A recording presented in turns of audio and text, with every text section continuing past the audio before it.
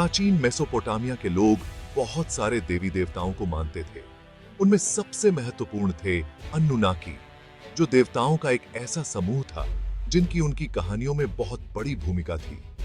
अन्नुनाकी नाम का मतलब होता है अनु की संतान, जो कि आकाश के देवता थे। इन्हें स्वर्ग और धरती की संतान माना जाता था, जो अनु और की, धरती की देवी, के मिलन से पैदा हुए थे। कल्पना करो, एक ऐसा परिवार जहां सबसे ऊपर अनु है, जो आकाश है, और सबसे नीचे की, जो धरती है। अन्नुनाकी उनकी शाखाएं और पत्ते हैं, जो इन दोनों लोकों को जोड़ते हैं और बीच की हर चीज को प्रभावित करते हैं। इन शक्तिशाली देवताओं को अपने माता पिता से ब्रह्मांड पर राज करने का अधिकार मिला था। ब्रह्मांड में व्यवस्था बनाए रखना और मानव जाति के भाग्य का मार्गदर्शन करना इनकी जिम्मेदारी थी। इन्हें दयालु और भयानक दोनों ही माना जाता था, जो महान प्रेम और भयंकर क्रोध करने में सक्षम थे। उनके कार्यों ने दुनिया को आकार दिया और बदलते मौसमों से लेकर साम्राज्यों के उत्थान और पतन तक मानव अस्तित्व के हर पहलू को प्रभावित किया। अन्नुनाकी एक ही उद्देश्य वाला एक समूह नहीं था, बल्कि वे अलग अलग देवी देवताओं का एक समूह थे, जिनमें से प्रत्येक के अपने व्यक्तित्व, शक्तियां और जिम्मेदारियां थीं। कुछ प्रकृति के विशिष्ट पहलुओं जैसे सूर्य, चंद्रमा और तारों से जुड़े थे। अन्य शहरों, शिल्पों या मानवीय प्रयासों के संरक्षक थे। साथ में उन्होंने दैवीय प्रभाव का एक जटिल जाल बनाया, जो मेसोपोटामियाई जीवन के हर पहलू में व्याप्त था। अन्नुनाकी केवल शक्तिशाली प्राणियों का संग्रह नहीं थे, उन्हें एक जटिल पदानुक्रम में व्यवस्थित किया गया था, जो ब्रह्मांडीय व्यवस्था की मेसोपोटामियाई समझ को दर्शाता है। इस देवताओं के समूह के शिखर पर अनु, आकाश देवता, एक दूर और अलग-थलग व्यक्ति थे, जो दैवीय अधिकार के अंतिम स्रोत का प्रतिनिधित्व करते थे। उनके नीचे उनके बच्चे अन्नुनाकी थे, जिन्हें ब्रह्मांड पर शासन करने की उनकी शक्ति और जिम्मेदारी विरासत में मिली थी। यह दिव्य पदानुक्रम स्थिर या पूर्ण नहीं था।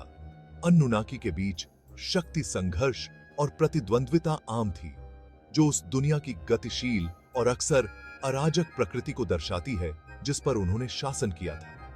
ये संघर्ष मेसोपोटामियाई मिथकों में दिखाई देते थे, जो अक्सर देवी देवताओं को त्रुटिपूर्ण, भावनात्मक प्राणी के रूप में दर्शाते थे, जो महान और भयानक दोनों तरह के काम करने में सक्षम थे। ब्रह्मांडीय व्यवस्था बनाए रखने में अन्नुनाकी की भूमिका केवल आकाश और पृथ्वी पर शासन करने से कहीं आगे तक फैली हुई थी। वे न्याय को बनाए रखने, कानूनों को लागू करने और प्राकृतिक दुनिया के समुचित कार्य को सुनिश्चित करने के लिए भी जिम्मेदार थे। इसमें ऋतुओं को विनियमित करने से लेकर मानवता को बीमारी और आपदा से बचाने तक सब कुछ शामिल था। उनका प्रभाव मेसोपोटामियाई जीवन के हर पहलू में महसूस किया जाता था और उनका पक्ष व्यक्तियों और समाज दोनों के कल्याण के लिए आवश्यक था।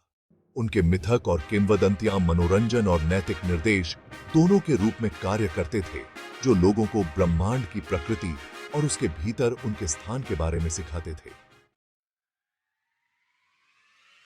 अन्नुनाकी पौराणिक कथाओं के सबसे स्थायी और प्रभावशाली पहलुओं में से एक मानवता के निर्माण में उनकी भूमिका है। मेसोपोटामियाई मान्यता के अनुसार मनुष्यों को सर्वोच्च देवता अनु ने नहीं, बल्कि अन्नुनाकी ने बनाया था, विशेष रूप से ज्ञान और जल के देवता एनकी ने। सृजन मिथक का वर्णन है कि कैसे पृथ्वी पर व्यवस्था बनाए रखने का काम सौंपे गए अन्नुनाकी अपने श्रम साध्य कर्तव्यों से थक गए थे।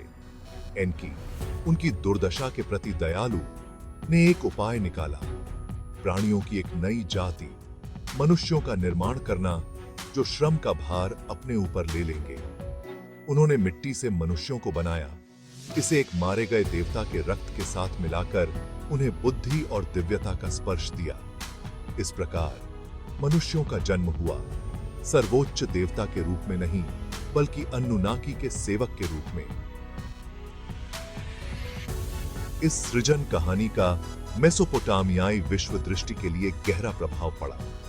इसने मनुष्यों और दिव्य के बीच एक पदानुक्रमित संबंध स्थापित किया, जिसमें मानवता उन देवताओं की सेवा और आज्ञाकारिता का ऋणी थी जिन्होंने उन्हें बनाया था। इस रिश्ते को स्वाभाविक रूप से दमनकारी नहीं, बल्कि एक प्राकृतिक व्यवस्था के रूप में देखा जाता था, जिसमें प्रत्येक प्राणी भव्य ब्रह्मांडीय योजना में अपनी भूमिका निभाता था। सृजन मिथक ने मानवीय स्थिति की व्याख्या करने का भी काम किया। ये महान और भयानक दोनों तरह के कर्म करने की हमारी क्षमता, हमारी मृत्यु दर और हमारे नियंत्रण से परे शक्तियों द्वारा शासित दुनिया में अर्थ और उद्देश्य के लिए हमारा कभी न खत्म होने वाला संघर्ष। भाग 4। एनिल, एनकी और निन्हुर्सग प्रधान प्रेरक। जबकि असंख्य अन्नुनाकी थे, कुछ देवता मेसोपोटामियाई पौराणिक कथाओं में अपनी प्रमुखता और महत्व के लिए जाने जाते हैं।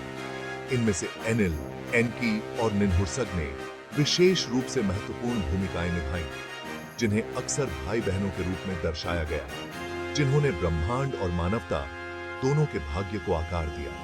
हवा और तूफान के देवता एनिल को देवताओं का राजा माना जाता था। वह शासन, व्यवस्था और न्याय से जुड़े थे, प्राकृतिक दुनिया और मानवीय मामलों दोनों पर अत्यधिक शक्ति रखते थे। दूसरी ओर एनकी ज्ञान, जल और सृजन के देवता थे। उन्हें एक चतुर और साधन संपन्न देवता के रूप में देखा जाता था, जिन्हें अक्सर मानवता के रक्षक और ज्ञान और सभ्यता के स्रोत के रूप में दर्शाया जाता था। देवताओं की माता निन्हुर्सग उर्वरता, सृजन और उपचार की एक शक्तिशाली देवी थी। उन्होंने कई देवताओं के जन्म में महत्वपूर्ण भूमिका निभाई और उनकी जीवनदायिनी शक्तियों के लिए उनका सम्मान किया गया। ये तीनों देवता अक्सर जटिल और गतिशील तरीकों से बातचीत करते थे। उनके रिश्ते मेसोपोटामियाई ब्रह्मांड विज्ञान की पेचीदगियों को दर्शाते थे। उनके कार्यों ने दुनिया को आकार दिया और मानवता के भाग्य को प्रभावित किया। उनकी कहानियां प्राचीन मेसोपोटामियाई लोगों को मनोरंजन और नैतिक मार्गदर्शन दोनों प्रदान करती थीं। भाग 5। मृत्यु के बाद का जीवन और दिव्य न्याय। एक अन्नुनाकी प्रकरण। अन्नुनाकी का प्रभाव जीवितों के दायरे से परे मेसोपोटामियाई अंडरवर्ल्ड तक पहुंच गया, जिसे कूर के रूप में जाना जाता है। एरेशकिगल देवी द्वारा शासित यह भूमिगत क्षेत्र कुछ मृत्यु के बाद के जीवन की तरह शाश्वत इनाम या दंड का स्थान नहीं था। इसके बजाय यह जीवित दुनिया का एक छायादार प्रतिबिंब था, जहां मृतक आनंद या प्रकाश से रहित एक धूमिल अस्तित्व को जारी रखते थे। मृत्यु पर व्यक्ति कुर में उतरते थे। अन्नुनाकी न्यायाधीशों द्वारा उनका स्वागत किया जाता था, जो जीवन में उनके कर्मों को तौलते थे। यह निर्णय नैतिकता के बारे में नहीं था, जैसा कि हम आज इसे समझ सकते हैं, बल्कि सामाजिक नियमों के पालन और देवताओं के प्रति दायित्वों के बारे में था। जिन लोगों को धर्मी माना जाता था, उन्हें कुर के भीतर थोड़ा और सहनीय अस्तित्व प्रदान किया जाता था। हालांकि जिन्होंने अपराध किया, उन्हें विभिन्न दंडों का सामना करना पड़ा, जिन्हें अक्सर भीषण और शाश्वत के रूप में दर्शाया गया था। अन्नुनाकी द्वारा देखी गई यह विश्वास प्रणाली एक ऐसे जीवन जीने के महत्व को रेखांकित करती है, जिसने देवताओं का सम्मान किया और सामाजिक व्यवस्था को बनाए रखा। इसने नैतिक व्यवहार के लिए एक शक्तिशाली प्रेरक के रूप में कार्य किया, क्योंकि जीवन में किसी के कार्यों ने मृत्यु के बाद के जीवन में उनके भाग्य को सीधे प्रभावित किया। इसने अन्नुनाकी के व्यापक प्रभाव को भी उजागर किया, जो नश्वर क्षेत्र से परे अस्तित्व के ढांचे तक फैला हुआ है।